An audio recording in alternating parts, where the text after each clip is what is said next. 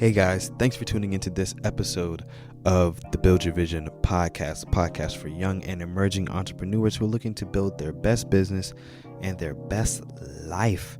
I'm your host, Clee Davis, and today we are going to be talking about something that everyone who is serious about anything should have.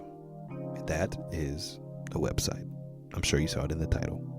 So, I'm talking to myself in this episode as well because I'm in the process of building a website, a new website of my own. And wouldn't it just feel great to be networking, talking to some guys, talking to some ladies about yourself, and you say, hey, you guys should check out my website. I just feel like that would be so cool. And I want to be able to do that. And being able to tell someone where to go on your website, and then they can find everything that they need to know about you from that spot, is just something that is so awesome, and it's so useful in networking and making connections for your business. And having a website honestly just gives you an extra dose of validity behind your name. It shows that you take yourself and your brand seriously, and it gives you multiple ways of presenting yourself to the world. The first thing people look for when discovering someone new is usually a website. I don't care what anyone says. Instagram, LinkedIn, Linktree, Facebook, none of those things can actually replace an actual website. Now, here's what this episode is specifically made for. Knowing that you need a website is one thing, but how do you actually get one is the question. Well, you have a couple options. Well, two of them I want to talk about in this episode. One, you could pay a web designer a buttload of money, and they could build one for you. Or you can make your own website the way you want to make it, make changes to it whenever you want, and do it on your own time.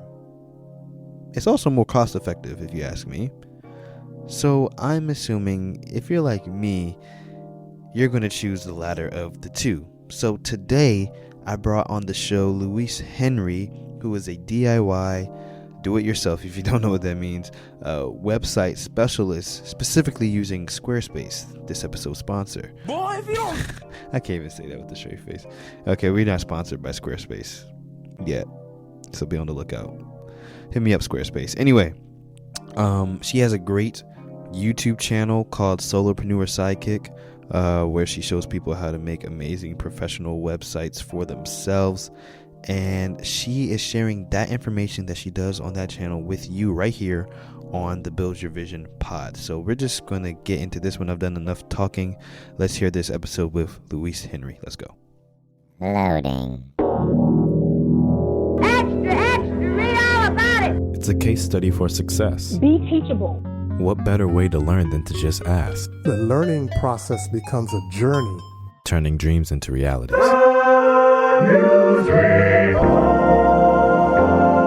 Part of execution is totally believing whatever you're doing is going to work. What are your passions and what are your gifts?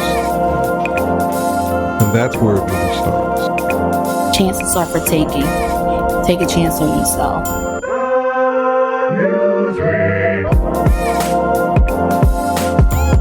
Any and everyone is capable of being a leader. You're not going to have all the answers immediately. Wow. Mentors to expose you to things that you otherwise wouldn't know. It was all I thought about and dreamed. I would literally get up in the morning, practice, because I knew the time would come. Just do it.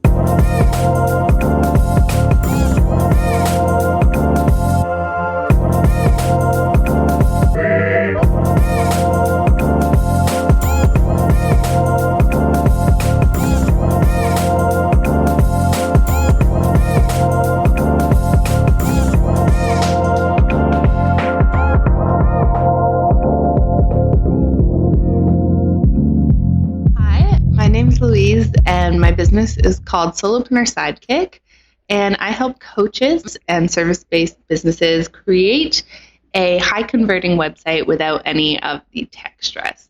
I share a ton of free tutorials over on my YouTube channel, Solopreneur Sidekick, and then I work with people all over the world on their website through my online course website, The Wows. Awesome. Right. So I said I wanted to switch platforms, and I went to Squarespace. And Squarespace I saw was a lot better. I was able to see a lot more things that were attractive to the eye for me. But also I still didn't quite know where to go. Like I started creating the website myself. And I just didn't know exactly how to, or I really needed to put into, what I was doing. So I started looking up things on YouTube, of course. And that's how I came across you. And you are a specialist in Squarespace. So I was like, okay, great. That's why I have to have her on the show. And what I usually use for the podcast, what I've been using lately, is a hypothetical character.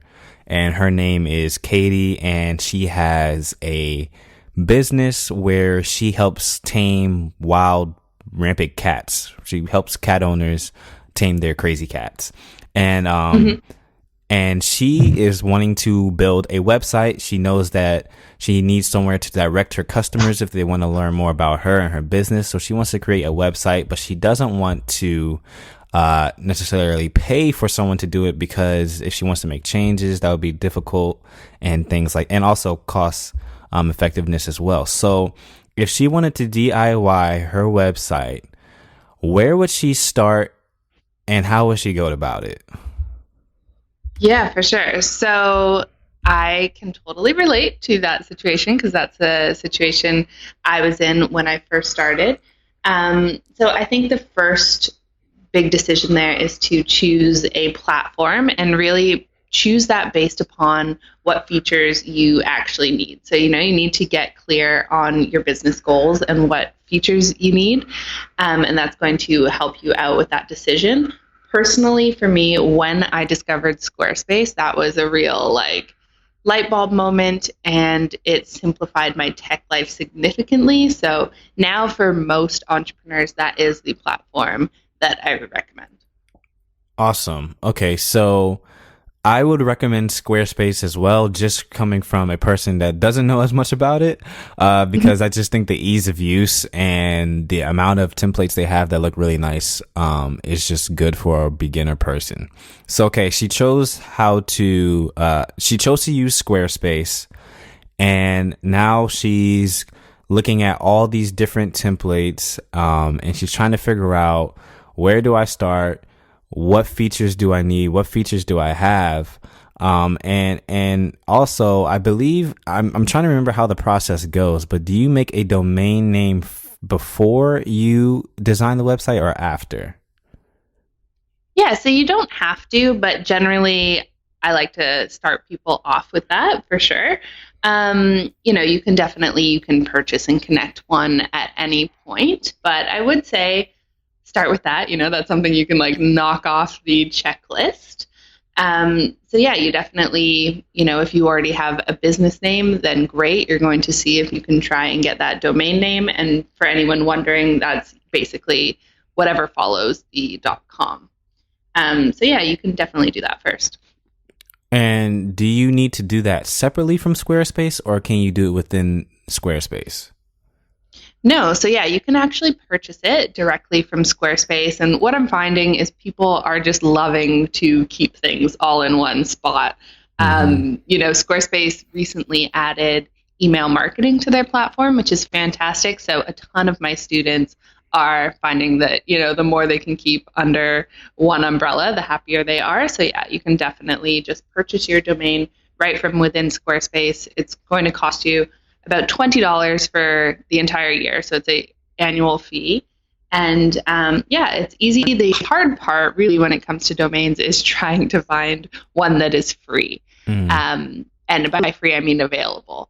So, it's super competitive. And what you do want, you definitely want something that is short, that is memorable, and ideally something as well that can match your social media. So that can be kind of challenging. One of my favorite websites, it's called Namecheck. It's namechk.com, and you can actually type in a domain there, and it will tell you if that domain is available, as well as if the corresponding social media accounts are available. So that just speeds up the process for you.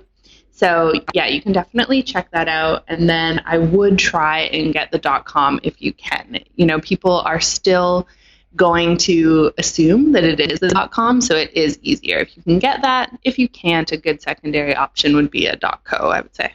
Okay, so I know something that a lot of beginners who are trying to DIY their website might struggle with is not knowing necessarily what they should have or not have on their website. You don't want it to be too crowded and complicated, but you also want to have what you need on there. I know some of the templates come with things that you may not need, or some things that you don't, or that you do need that aren't on there already. So how do you kind of know what to have on your website, I guess I'm saying? Yeah, totally. Okay, so that's such a good question. So when you sign up with Squarespace, basically you're going to see that they have all these templates that you can choose from, but mostly you don't really... Okay, let me figure out the easiest way to explain this. So you want to choose, because a lot of them, you know, Squarespace is a really flexible platform where you don't have to worry too much about the template itself. What I would say is most designers you will find recommend the template Brine. It's the strongest template in Squarespace. But with that, there's actually a Brine template family. So you can choose anyone within that. That is generally what you will find most designers will start off with, because it has the most flexibility to it. But a lot of times, you know, if you see something on one template, it is going to be you're going to be able to add that to the template that you like. So what I actually do, the way that I hack this around, is I get people to pick their template based on the fonts that they like the best. Like, that sounds so weirdly specific, but it's very difficult for people that aren't designers to get, you know, all the fonts, the sizes, the weights, everything like that, to get that right. So I get them to choose within the Brine family. And within the Brine family, you're going to see, like, I think there's like 40 templates or something that you can choose from. Oh, wow. Get them to pick the fonts within there and then learn how to customize. Like, the actual content of your site, you can pretty much do across all templates. So yeah, so it's definitely kind of difficult. So I'm actually doing a series on my YouTube channel. So this will be totally free for everyone. And basically what I'm going to do is I'm going to do each template family in review. Is that Brian spelled Brian? No, so it's Brine, like Brine. Brine. Okay. Yeah. Got you. And after, so that actually does help a lot, because I think the majority of the problem that I was struggling with when trying to do it for myself was just being overwhelmed with options. So breaking it down to finding the font that you want first is a great tip for me to stop looking at so many different things, because I didn't know what to focus on, whether it was colors, whether it was font, whether it was features. So that helps a lot. And something that I did see in one of your YouTube videos was about making your website look professional. Because you want, when people visit your website, you don't want it to look like it was your own project or your own DIY website making. You want to make it look like someone did it professionally. So are there any key things that someone should have to make sure that their website looks as professional as possible? Absolutely. So one of the, main things that people struggle with is the fonts. So that's why I get them to choose the fonts. But with that, you can you're going to want to customize the colors, and that's totally fine. So a few tips for getting it to look professional is you have to keep it simple. One of, the biggest kind of clues that it's DIY is when people over clutter their site. So you want to keep it simple. You want to have a ton of white space. It might feel weird when you're designing at first, to kind of see. By white space, I basically just mean like empty or literal white space. But that's definitely going to make it look more high-end, more professional. And then what you want to do is use high quality photos. That is going to help a ton. But you do want all the photos that you use on your site to be matching in style or tone. So, and you don't have to worry, about getting professional photos yet. You can actually just use stock photo websites. There are a few really good ones. Two of my favorites are Pexels, Pexel with an S.com, and also unsplash.com. And you can just use that to start with. I think that's another big barrier where people feel like they need to spend thousands of dollars and get a professional photo shoot. You don't need to do that yet. You can simply, launch a really professional looking site with high quality imagery to begin with, and then you can later do a photo shoot. So I would say that, and then I would say make use of the templates. So definitely, like the template that you choose in Squarespace is going to have a lot of settings determined for you already, which is fantastic. And then you can use a program like Canva, which is a free graphic design software for non-designers. And what that will give you is that's going to give you some really great graphics that you can use on your website as well. And finally, I would say to get a professional color palette, make use of the tool. It's called Coolers, and that's going to help you find complementary colors that look really nice and professional next to each other. Awesome. That leads to my next question, because you have this professional site now. It looks so good. It matches your color palette. It matches your personality. You got it worked out. But you want people to be able to find your website that you worked so hard on creating. So that leads me to SEO. And that honestly could be a whole nother episode within itself, which it probably will be later. But that's a term that a lot of people are scared of. And that's search engine optimization. If anyone doesn't know what that is, that's listening. Can you affect your SEO within Squarespace? Is that possible to make you more discoverable? Absolutely. So Squarespace has built in a lot of features for us to help us out with the SEO, and they've made it really a lot simpler for us, which is nice. So yeah, I mean, you want to make sure that on the back end of Squarespace, you're filling in all the settings, like all the business information, your site title, your tagline, everything like that. Even if it's not displaying on your website, you want to make sure that everything in the back end is filled in. Okay. And also you'll notice on every single page as well, they've recently added this where they've now given you the SEO title and description. So for every single page on your website, you're going to want to fill that in. And basically what you're trying to do is you're trying to put in relevant keywords. So what are people actually typing into Google that, that you're covering in your content, basically. So one of my favorite resources for that, it's just a plugin, or not a plugin, sorry, a Chrome extension, and it's called Keywords Everywhere. And basically what that is going to do is even, when you're on Google and looking up certain things, it's going to tell you right beside it how many searches that keyword is getting per month.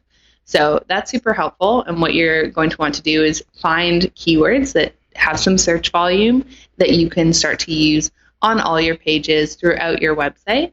That's definitely a good way to get started. But really, I think that the best way that people can get found is to publish high quality, valuable content on a blog. So luckily with Squarespace, it's super easy. Like, it's so nice and easy to create a blog. So basically, all of us can be sharing our expertise, what we know. And if you put, longer content on your blog, you definitely have a good chance of ranking for that and therefore getting lots of free traffic to your website. And is that because Google or whatever search engine is searching through all those words you type in your blog as well, so it's picking up more keywords? Exactly. So you really want, it's like not only that, it's with blog content, it's going to be longer pieces of content than the rest of your website. Your website is kind of going to act like a brochure for what you do, and it's definitely going to have mentions of it. But the blog content, it's, specific topics that your audience is looking. So you're basically giving yourself multiple chances. Say you're blogging weekly, you're giving yourself that chance every single week for your audience to find you on relevant topics. So, it's definitely effort, but I think it's totally worth it. And, not only is that going to benefit you from an SEO perspective, but that's also going to, prove your expertise. That's going to give you tons of opportunities to, show your audience that you know what you're talking about and that they should hire you. So it kind of has multiple purposes. Cool. And tagging on to SEO, that's one way that people can find you. But another way is just through promotion and marketing itself. What way have you found is the best way to promote? Okay, I have a website now, and I want people to visit it, but you don't want to, necessarily be talking about it all the time, but you want to draw traffic to your website because you work so hard on it as well. So what's the best way you found to promote your website? I would say one of the best tools ever is Pinterest, actually. So basically what you do with, Pinterest is, I feel like a lot of bloggers know about it, but if you're not in the blogging space, then you don't necessarily know that. But basically Pinterest is another kind of search engine, but it's more visual. So you'll notice on a lot of websites, you'll see that they have, a blog post graphic as well, where they have the title of their article, on kind of like a colorful background. And basically the reason they have that is because they're also using Pinterest. So you can share out your blog posts on Pinterest, and that gives other people an opportunity to share it out as well. And so you can really drive a huge amount of traffic via Pinterest. So that's definitely some place I would recommend to get the word out. And then other than that, I'm also a huge fan of YouTube, and I'm on YouTube because I can get that search engine traffic of people on YouTube and direct people back to my site. Right. So being active on other platforms and promoting it on those platforms is really key to drawing traffic back to it as well, is what I'm hearing. And those seem like the optimal ones. And we're drawing to a close, but one other thing that I just wanted to kind of get your take on. Some people think that they still, I don't know why, in 2019 think that they don't need a website. I don't know why, because this is the digital age. Okay, so yeah, I can totally understand why people would think that, but really it's so important for your credibility. It's going to be the first thing that people do is they're going to, when you reach out, there are just so many instances where someone is going to want you to have a website. So if you're looking for it to be for business purposes, I mean, even if you're not ready with your business yet, whatever you're doing at the moment, I would still recommend having some place where you're sharing that and you're documenting that. So yeah, that is why I think you should have a website. I think it really establishes you online. So if you want to have an online brand, then you should have a website. And, when I say website, there's so many things that I'm doing on there. It's not kind of just a static website. It's how you're sharing content. It's how you're growing your email list, you're blogging, and also having a funnel in place. So you can have, a very simple funnel in place. So whatever your goal is, you want something, you want your website working for you to help achieve that goal. So I think even if you feel you're not ready yet, there is so much that you can do with a website, and you can start building your audience. So when you do feel your business is ready, you have people to launch to. Awesome. And last of the last is you said something about funneling, which triggered my mind to remember. But when you get people to your website, and you have a business or something to offer, you want to convert them into customers. or clients or whatever you are trying to do on your website. What's the best way to go about doing that and funneling those people through your website in a way that is effective? For sure. So yeah, I mean, most people, when they come to your website and they're a first-time visitor, they're simply not ready to become a customer yet, right? And they're not going to do that. So what you want to do is you want to have a funnel in place. And the absolute easiest way to do this is to give away something for free. So basically, you're going to give away something valuable for free, and you're going to do this in exchange for an email address. And you'll see like all the top websites doing this, you know, all the brands that you follow. If you pay attention now, you'll see that they're doing this.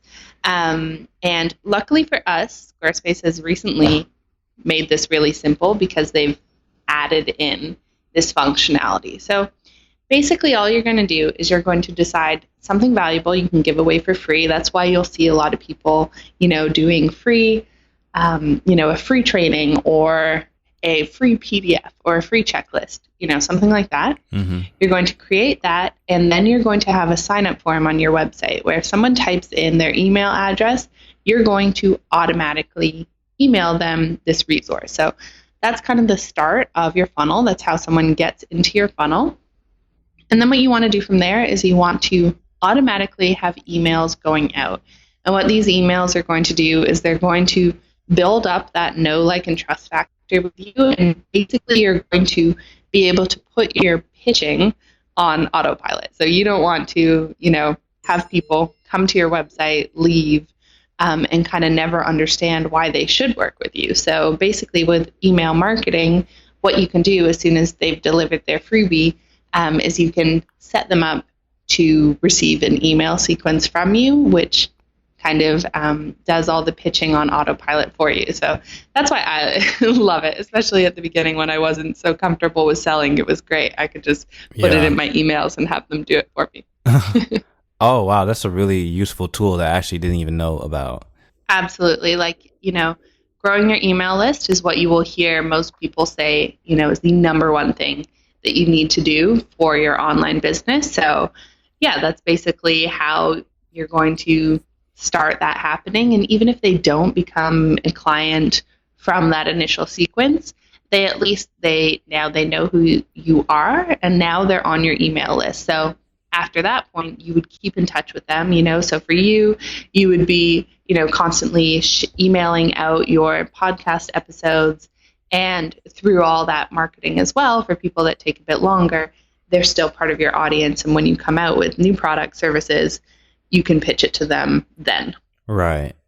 Okay. Mm-hmm. Cool. Good to know. You crushed it. You answered all the questions super well. Thanks so much for coming on the show. I really do appreciate it. Okay. Awesome. Yeah. Thank you so much for having me. And again, if you need some little sound bites or whatever, just let me know. There were a lot of practical tips in that one. Feel free to go back, listen to the episode, write some things down, or even build on Squarespace as you listen. You can do that as well. Some of the important resources that Louise mentioned are linked in the show notes, so you can click on those if you want to. Hopefully you learned something in this episode. I know I learned a lot. Feel free to contact Louise or I on social media. My @name is @Clee.Davis on Instagram, or all my other contact info, all her contact info will be in the show notes as well. So you can do that if you want to. Now you have two options. You can choose to do your due diligence as a visionary, as an entrepreneur, as a young person. You could either leave a review so that other new listeners like yourself can get an idea of what the show offers, or you could simply take a screenshot on your phone, tag us at Build Your Vision Pod, and post it on your IG story. I know you have friends who want to build a website, who want to start a business, who like self-development. I know you do, because you're that person yourself. So why wouldn't you have friends who are interested in the same things? The worst thing you could possibly do by listening to this episode is not sharing it with someone. That's the absolute worst thing you could do, is keeping this information to yourself. Share with your friends. I'm sure they will love this information. And don't be selfish. No one likes selfish people. Okay, I'm going to stop playing with y'all. All right, guys, I will talk to you in the next episode. Until then, keep building your vision every single day. Peace. Oh, that's the end of our MRP episode. Thank you for listening, everything, but it's time to go. We'll have a new one for you next week on the flip side. But until then, don't kill the vibe, subscribe. Don't kill the vibe, make sure you go ahead and subscribe. Don't kill the vibe, make sure you go ahead and subscribe. Don't kill the vibe, make sure you go ahead and subscribe. Don't kill the vibe, make sure you go ahead and subscribe.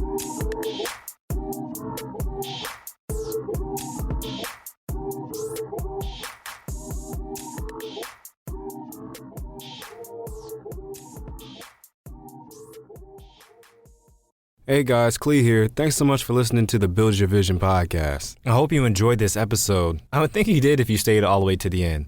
The best thing that you could do to help support this show is by sharing it with somebody. By you just taking a few seconds to recommend this show to somebody, you are making a huge impact, not only on the success of this show, but possibly on that person's life.